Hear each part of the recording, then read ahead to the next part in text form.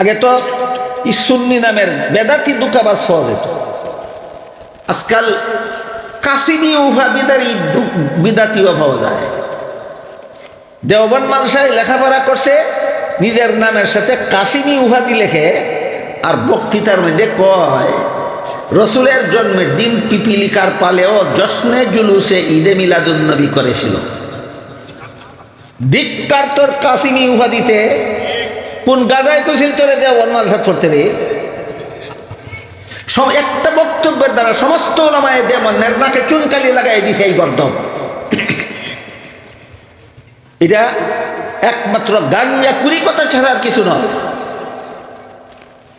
রসুল করিম সাল্লাল্লাহু আলাইহি ওয়াসাল্লামের জন্মদিনে বলে ফিফরার দলেও জশ্নে জুলুসে ঈদে মিলাদুন্নবী করছিল।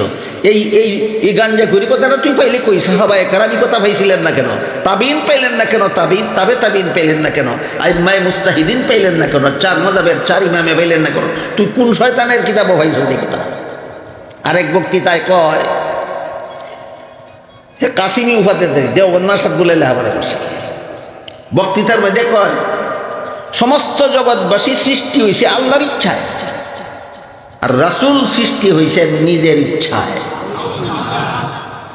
ইমান রয়েছে নি? দেওবন্দ মাদ্রাসাত পড়লে ওই কুফরি করলেও কাফির হইতো না?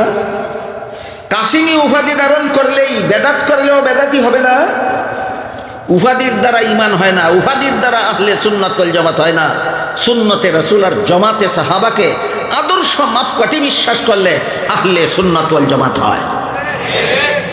তো আহলে সুন্নাত ওয়াল জামাতের আকীদা হলো দুনিয়াতে আল্লাহকে দেখা যাবে না। কেন? এই পাওয়ারের অভাব রইল কেন? আল্লাহর একটা বিশেষ মেহেরবানির কারণে।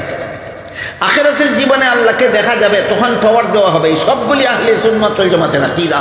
এগুলি বুঝতে হবে, জানতে হবে, মানতে হবে।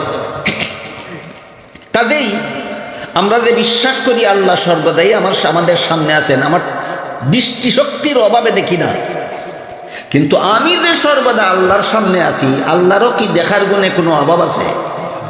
তাহলে আল্লাহ তো আমাকে সর্বদাই দেখেন। এই তথ্যটাই হাদিস শরীফে আল্লাহ রসুল কান্না আর ফাইন্না শব্দের দ্বারা বুঝেছেন। আল্লাহ রসুল আগের অংশে বলছেন কান্না কাতারাহু, আর পরের অংশে বলছেন ফাইন্নাহু ইয়ারা।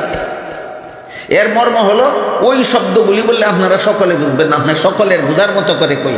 আল্লাহ আমার সামনে আছেন অবশ্যই, কিন্তু আমি দৃষ্টিশক্তির অভাবে আমি দেখতে পাই না, এটা বুঝাইছেন কান্না শব্দের দ্বারা। আর আমি যে আল্লাহর সামনে আছি, আল্লাহর দেখার গুণে বিন্দু মাত্র অভাব নাই, তে আল্লাহ সর্বদাই আমাকে দেখেন, এইটা বুঝাইছেন আল্লাহ ফাইন্নাহু ইয়ারাক শব্দের দ্বারা। এবার মূল আলোচনার দিকে যাই। এতক্ষণের আলোচনার দ্বারা আমরা বুঝতে পারলাম যে আমরা যে সদা সর্বদা সকলেই আল্লাহর সামনে আছি, এবং আল্লাহ অহরহ সদা সর্বদাই আমি কোন সময় কোন মুহূর্তে কোন কাজ করি, কোন সময় কোন কথা বলি, আল্লাহ দেখেন এবং শুনেন। এই বিশ্বাস আছে তো সবার? এবার বলুন, আমি যদি বিশ্বাসই করি আল্লাহ আমাকে দেখতেছেন, চুরি করি কোন সাহসে? আমি যদি বিশ্বাস করি আল্লাহ আমাকে দেখেন, ডাকাতি করি কোন সাহসে? আমি যদি বিশ্বাস করি আল্লাহ আমাকে দেখেন, সুদ খাই ঘুষ খাই কোন সাহসে? আমি যদি বিশ্বাস করি আল্লাহ আমাকে দেখেন, তাহলে আমি মদ খাই গাঞ্জা খাই কোন সাহসে? আমি যদি বিশ্বাস করি আল্লাহ আমাকে দেখেন, তাহলে দুর্নীতি জালিয়াতি করি কোন সাহসে? এই প্রশ্নের একমাত্র জবাব আমাদের বিশ্বাস গুমান করতে হবে। বিশ্বাস আল্লাহ দেখেন বিশ্বাস করে, কিন্তু বিশ্বাস ঘুমাইয়া রয়েছে। কথাটা বোঝানির লাগে আমি একটা উদাহরণ দিই।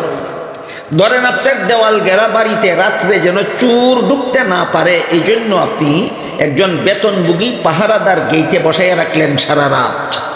এবার বলুন, পাহারাদার বসা থাকা অবস্থায় চোর কি বাড়িতে ঢুকতে পারবে? পারবে না। কিন্তু এই পাহারাদার যদি সারা রাত আপনার গেইটের সোফায় বসে বসে ঘুমায়, চোর বসা আছে কিনা? চোর বসা আছে কিনা? আছে। কি করে? ঘুমায়। বলুন না, চোর আরে চোর না, পাহারাদার বসা আছে কিনা? আছে। কি করে? ঘুমায়। এবার চোর ঢুকতে পারবে কিনা? এবার আপনারা বলুন, পাহারাদার বসা আছে, চোর ঢুকবে কিভাবে? যেহেতু পাহারাদার ঘুমায়। ঠিক তেমনিভাবে আমাদের ইমানে আছে আল্লাহ আমাকে দেখতেছেন, আমি চুরি করি কিভাবে? আমার ইমান ঘুমায়। বুঝাতে পারলাম? বুঝাতে থাকলে বলুন তো, আমাদের সমাজের বেশিরভাগ মুসলমানের অন্তরে ইমান জাগ্রত না অন্তরের ইমান ঘুমায়? ইমান রে গুম পারে এতইয়া মুমিনে চুরিও করে, ডাকাতিও করে, জিনাও করে, বেবিচারও করে, সন্ত্রাসও করে, সব কিছুই করে। কেন? তার ইমান ঘুমায়।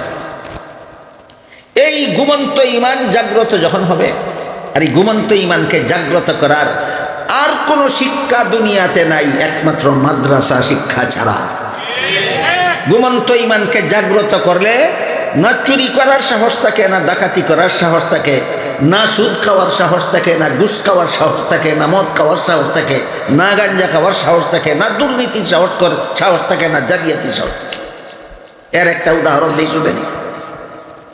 হযরত ইউসুফ আলাইহিস সালামের সাথে জিনা করার জন্য জুলেখা একটা খাস কামরায় নিয়ে গেল, রাজকীয়ভাবে সাজানো কামরা। ইউসুফ এবং জুলেখা ছাড়া দুনিয়ার আর কোনো মানুষ সেখানে ছিল না। ইউসুফ সেই কামরায় ঢুকে দেখলেন কামরার একপাশে পর্দা দ্বারা কোনো একটা কিছু ঢেকে রাখা হয়েছে। ইউসুফ আলাইহিস সালাম জুলেখাকে জিজ্ঞাসা করলেন, কামরার একপাশে পর্দা দিয়া কিতা ডাকিয়া রাখছো? জুলেখা কয়, যে মূর্তিটার পূজা করি এটা ডাকিয়া রাখছি। ইউসুফ আলাইহিস সালাম বলেন, তুমি তো এটার পূজাই করো, ডেকে রাখলে কেন? জুলেখা বলে, এখন আমি তোমার সাথে জিনা করব, মূর্তির সামনে জিনা করতে আমার লজ্জা হয়, এই জন্য মূর্তিটা ডেকে রেখেছি। ইউসুফ জিজ্ঞাসা করলেন, মূর্তির সামনে জিনা করলে কি মূর্তি দেখে? আমরা কি বলে করে? ইউসুফ জিজ্ঞাসা করলেন, আমার সাথে জিনা করার জন্য মূর্তি ডাকছস, না ডাকলে কি, না ডাকিয়া জিনা করলে কি মূর্তি দেখবো? জুলেখা কয়, না, এটারে ডাকলেও দেখে না, না ডাকলেও দেখে না। ইউসুফ জিজ্ঞাসা করলেন, তাহলে ডাকার দরকার কি ছিল? এটারে তো ডাকলেও দেখে না, না ডাকলেও দেখে না।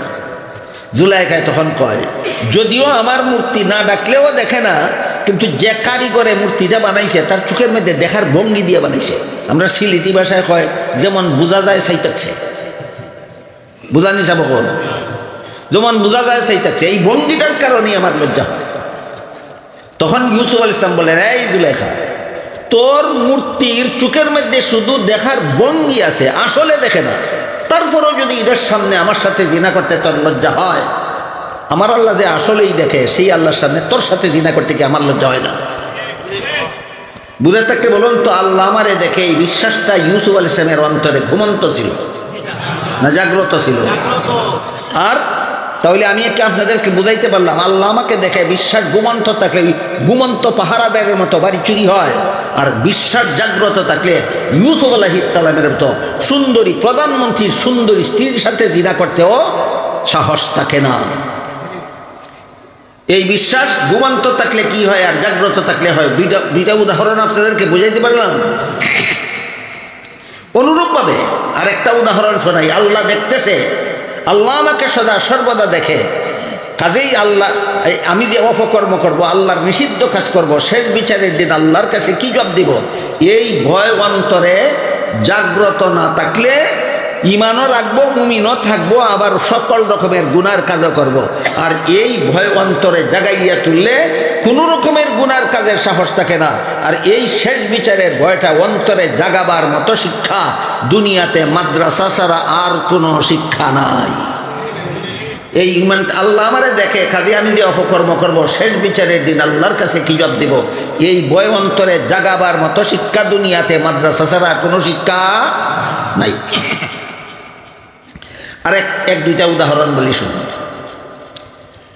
কোন কিতাবের বিবরণ মতে হযরত উমর ফারুক রাদিয়াল্লাহু আনহুর ঘটনা, কোন কিতাবের বিবরণ মতে উমরের ছেলে আব্দুল্লাহর ঘটনা। যাই হোক, আমরা ঘটনাটা বুঝি। এক কিতাবের বিবরণ মতে